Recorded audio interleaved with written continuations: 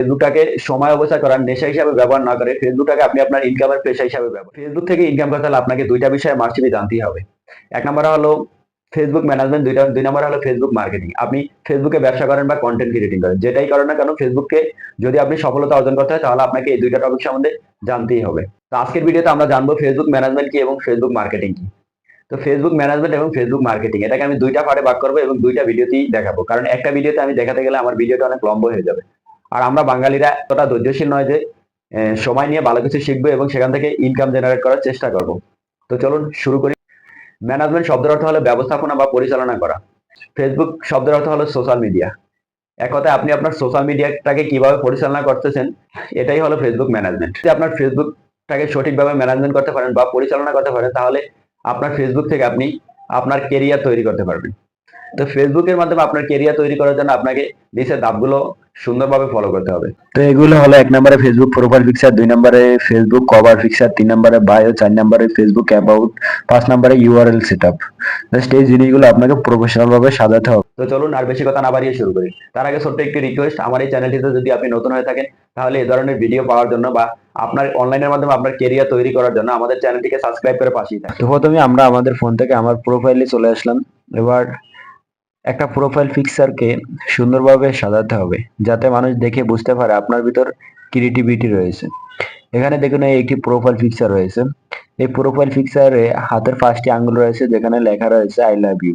আর এই I love you দেখলে আমাদের মনে প্রেম প্রেম ভালোবাসা লাগে। বাট কোন একটা বায়ার, আপনি যখন কোনো ফ্রিল্যান্সিং সেক্টরে কাজ করবেন তখন যদি একটা বায়ার আপনার প্রোফাইলে এসে এই ধরনের প্রোফাইল পিকচার দেখে, তখন তারা আপনাকে কখনই কাজ দিবে না, কারণ তারা মনে বুঝবে যে আপনি মানে কোনো একটা দক্ষ বিষয়ের লোক না, আপনি জাস্ট ফেসবুকটাকে আপনি আপনার টাইম ওয়েস্ট করার জন্য ব্যবহার করতেছেন। তাই একটি প্রফেশনাল পিকচার আপনাদের দিতে হবে। তো আমার প্রোফাইল পিকচারে দেখুন এরকম একটি প্রোফাইল পিকচার দিয়েছি আমি, যেটা দেখলে মোটামুটি একটি প্রফেশনাল লুক আসে। এবার কভার পিকচার। একটা কভার পিকচারে যেন আপনার ব্যক্তিত্ব প্রকাশ পায়, আপনার প্রফেশন কতটুকু স্ট্যান্ডার্ড তা যেন প্রকাশ পায়। ফেসবুক কভার পিকচারের জন্য একটা মেসেজ দেওয়া থাকে। শিক্ষণীয় কভার পিকচার হতে পারে, যেমন নিজের কোনো বিজনেস ট্যুরের পিকচার হতে পারে, নিজের কোনো সেলিব্রেশনের পিকচার হতে পারে, আসন কোনো প্রোগ্রামের ব্যানার হতে পারে। আপনারা চাইলে এই ধরনের পিকচারগুলো ইউজ করতে পারেন। আমি আমার কভার পিকচারে দেখুন এই একটা পিকচার দিয়ে দিছি, যেটা দেখলে বোঝা যায় যে আমি কোন প্রফেশনের সাথে জড়িত, অর্থাৎ এটার মাধ্যমে আমার ব্যক্তিত্ব প্রকাশ পেয়েছে। আপনারা এই ধরনের পিকচার ইউজ করবেন। ওকে, তো এগুলো দেওয়া কমপ্লিট। এবার আমরা এখান থেকে এডিট প্রোফাইলে চলে আসবো। দেন এডিট প্রোফাইলে আসার পর এখানে আমাদের যেই বেসিক ইনফরমেশন গুলো আছে এগুলোকে ঠিক করে নিব। তো এখানে রয়েছে প্রথমে বায়ো, তারপরে আপনার যেই আপনি কোন স্কুল থেকে পড়াশোনা করছেন, কোন টাউনে থাকেন, এ টু জেড সব ইনফরমেশন গুলা দিয়ে দিবেন, যাতে কোনো বায়ার দেখলেই সহজে বুঝতে পারে যে না আপনার অ্যাকাউন্টটা প্রফেশনাল ভাবে সাজানো রয়েছে এবং এখানে আপনার ইনফরমেশন পাওয়ার জন্য বায়ারকে আর কোনো জায়গায় খুঁজতে হবে না। তো আপনারা যে প্রফেশনের সাথে যুক্ত রয়েছেন ওই জিনিসগুলো এখানে দিয়ে দিবেন। যদি আপনি একজন স্টুডেন্ট হয়ে থাকেন এখানে লিখে দেবেন আই এম এ স্টুডেন্ট। তো আমি যেহেতু একজন কন্টেন্ট ক্রিয়েটর তাই আমি এখানে লিখে দিব I am a content creator.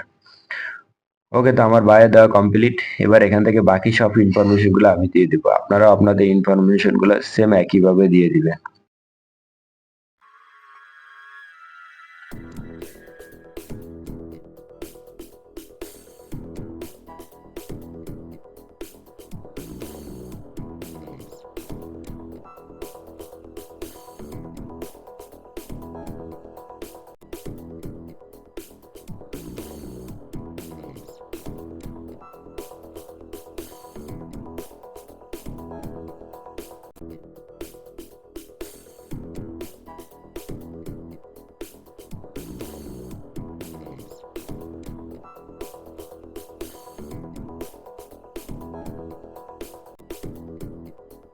Okay, তো হয়ে গেল আমাদের প্রোফাইলটা প্রফেশনাল ভাবে সাজানো কমপ্লিট।